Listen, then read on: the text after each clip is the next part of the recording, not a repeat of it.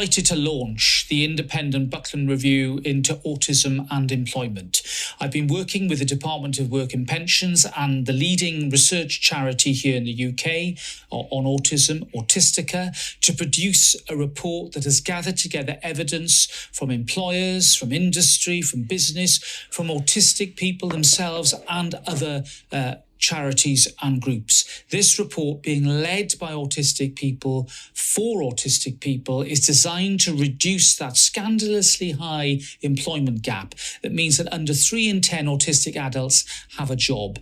We've identified obstacles to employment. We've identified ways in which those obstacles can be removed. There are 19 recommendations that are going to require more work. And that's why today isn't the end. It's in fact the beginning of a process of hard work and focus that I believe in the years to come can reduce that employment gap. A lot to do, but today is a milestone in identifying the issues that mean that too few autistic people enjoy the benefits of work. That's got to change, and I hope that my review will be a catalyst for that change. Hi, it's Tracy from Microlink. I'm outside Portcullis House today. We're going in to see Sir Robert Buckland to talk to him about the autism employment skills gap. So hopefully we'll get an insight into the review that's coming out tomorrow, and I'm really looking forward to it. What surprised you? Well, I think what surprised me was that some of the steps that have been taken by businesses seem so commonsensical that you've got to ask yourself, well, why hasn't this been done elsewhere at a greater scale and before now?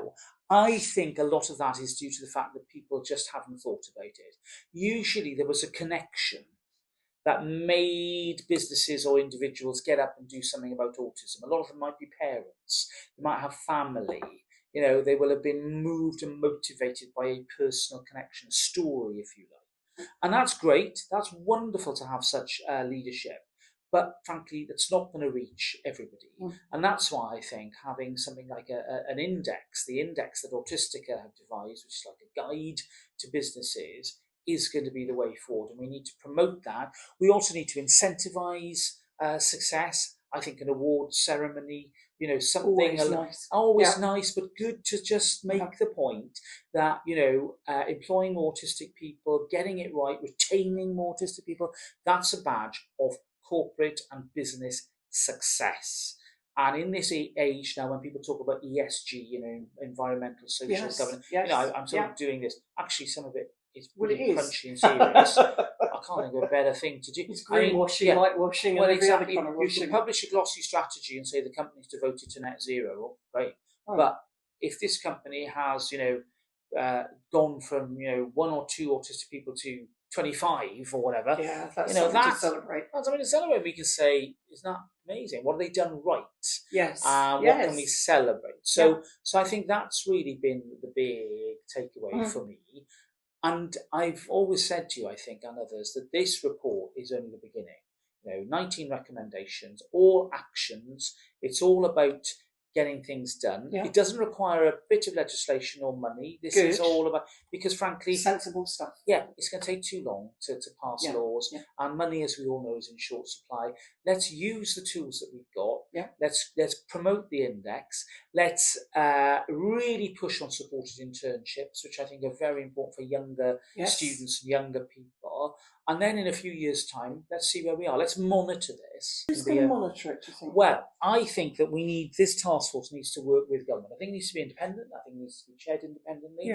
But I think it needs to work closely with the DWP in order to hold them to account and to make sure that initiatives like disability confidence and access to work are getting better, because we don't pull our punches about them. You know, we say great, but not quick enough, not widespread enough, not deep enough.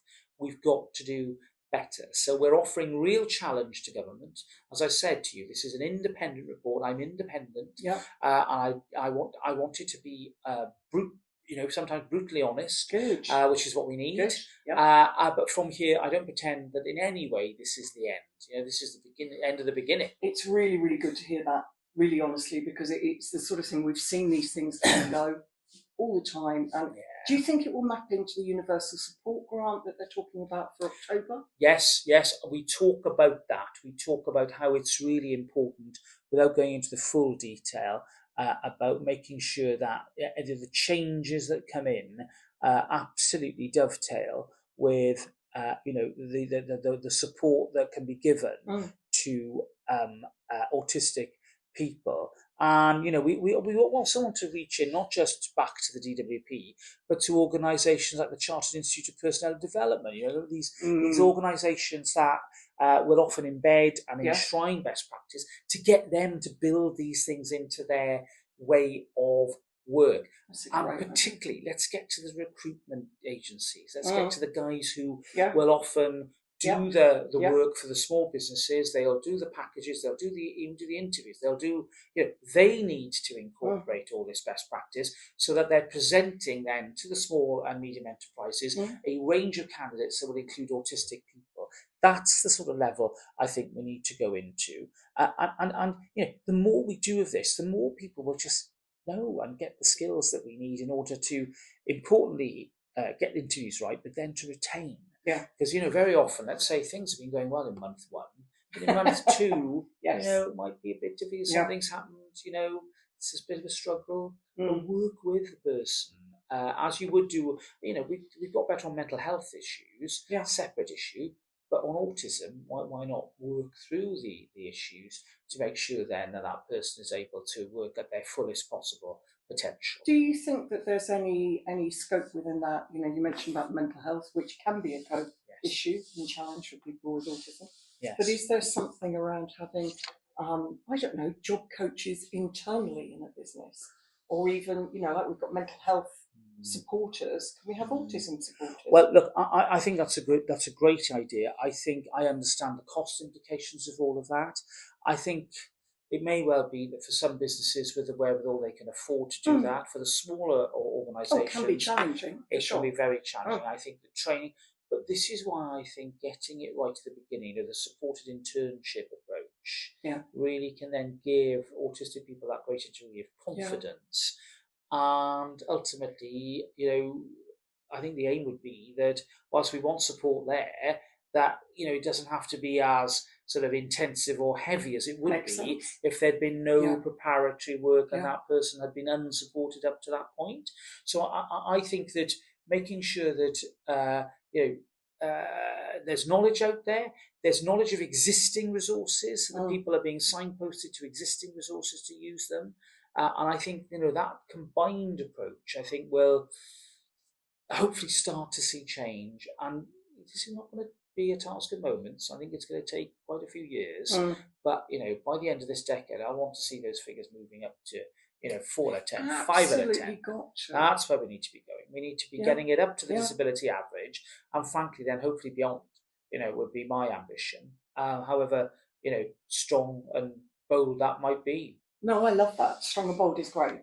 I mean, Sir Robert, it's really important to have somebody with that lived experience that can drive this sort of thing through, that can make it something that big business take note of. I mean, I'll give you an example. I won't tell you who the company was, but I was looking at one of their recruitment, their interview forms. Yes. I'm an ex-recruiter myself. Yes. And I was in IT recruitment. So I've seen a lot of autistic people with that understanding. Yes. That's what I saw.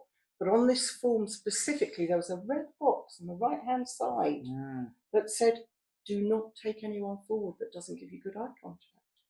Why? Truly, on that form. And I just went, are you kidding me?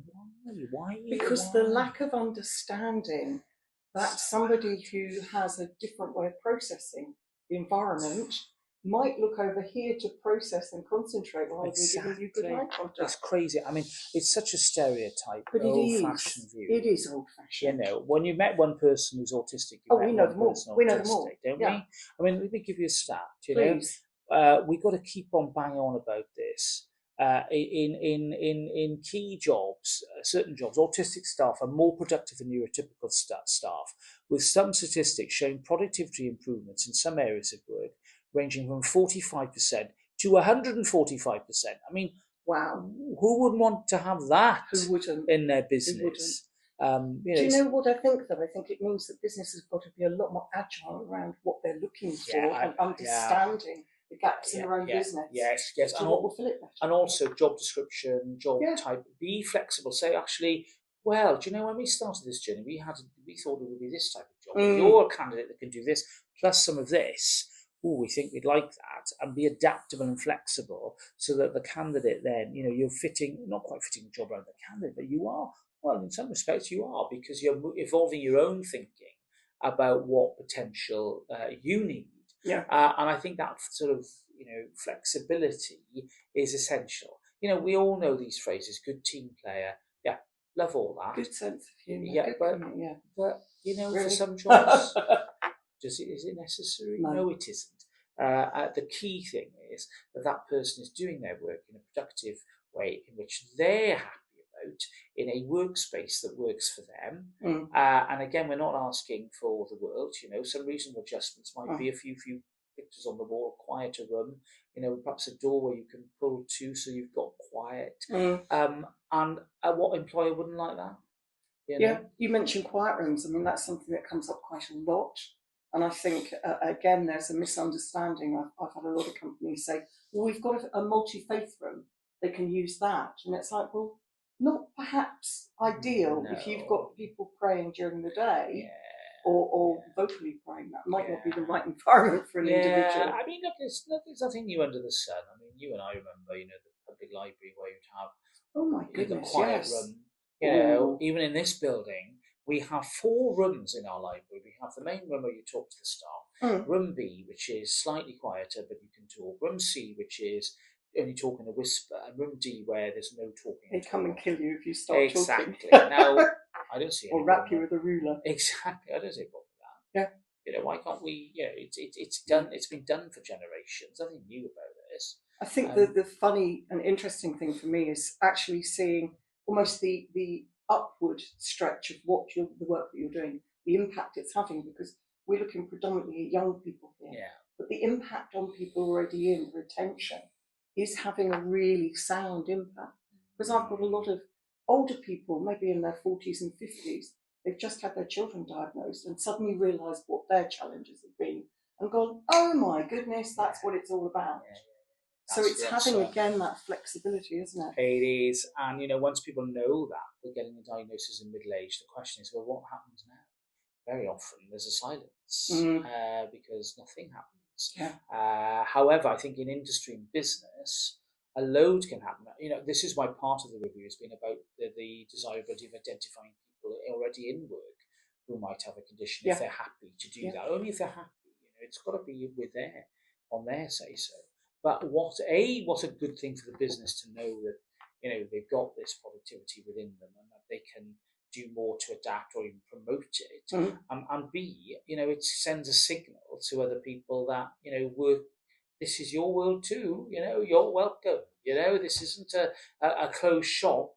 And that is why I think taking a more sort of universal approach, I think, will really help people who perhaps have not identified. Well, if you think about RIBA, the Royal Institute of Something Architects. British Architects. Thank you. RIBA, But they've gone to universal design, haven't they, of buildings to encompass everybody, to give you that space. And I think in the work environment, I mean, I'm looking around your office here, which is beautiful, including your Lego Titanic, which I love. But it's softer. It's still very purposeful and work-wise, but it's got that softness to it, which gives you a lovely balance. And it's balance in everything, isn't it? I think so. I mean, I like lots of pictures on the wall, and I like a busy room. A lot of my friends like a much quieter environment. And great if that floats your boat, if that allows you to work better, that allows you to work better.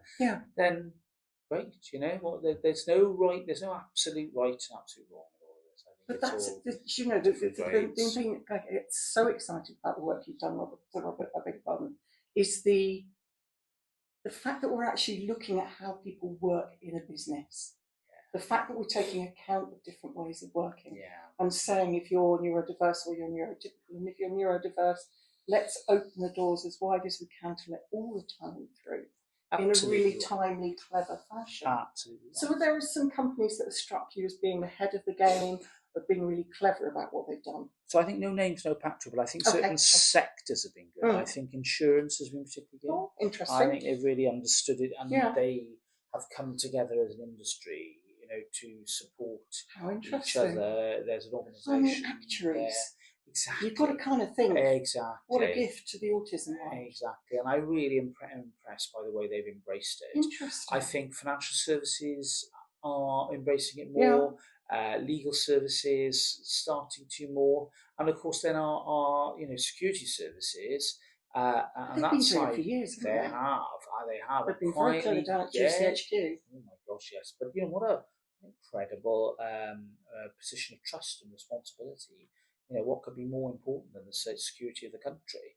And autistic people are playing a huge role in keeping us safe. What a great story! What a wonderful thing! Tell me another great story. Well, I think the productivity statistics are amazing. What did you say? That was 45 to 145%. 45% in certain jobs. I mean, we've got in the report, which I say is coming. I'm going to wait. I'm going to not break the embargo, but we've got some good stories in here where I think people can look at it and say, that has worked. That has worked for me. It's and also talking about people who do consultancies. How very often an autistic person finds it's the unwritten rules that are just not clear.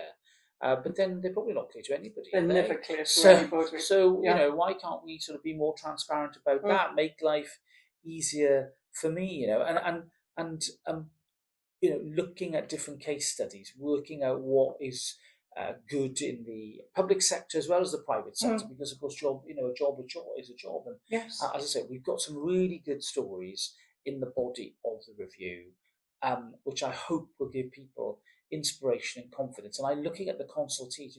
We have talked to so many individuals and groups. It's about, gosh, how many pages? It's about 5 or 6 pages of names and organisations that we've been to and talked to at a local and national level. And I just think that whilst there might be people out there saying, oh, if only I'd been able to talk, this is the thing. There will be opportunity in the years ahead for more input to be had and for more ideas to come forward and for better ways to do this. So, this is an important milestone for us, but it's by no means the end of the road. Yeah, but even that kick-off, nobody's kicked it off before, Sir Robert. Nobody's kicked it off. Yeah. We've nibbled around the edges. There's been, I mean, we all know DFM do some great work around supported insertion, as do a lot of organisations. Yeah. But why not have that across all of young people? Why not just, because we're not getting them diagnosed. And I have to say, if that's going to crash the system, because diagnosis through the NHS are talking 2 to 7 years. Well, I know. So why would you actually need it necessarily? So we kind of need to. That's what I think. We can't wait for that. But we can see that somebody might have a particular need or, a particular approach or quality, whatever it might be. Yeah. We can't wait for diagnoses. Look at the person as they are and work out, what role they have. They've got a role, of course they have.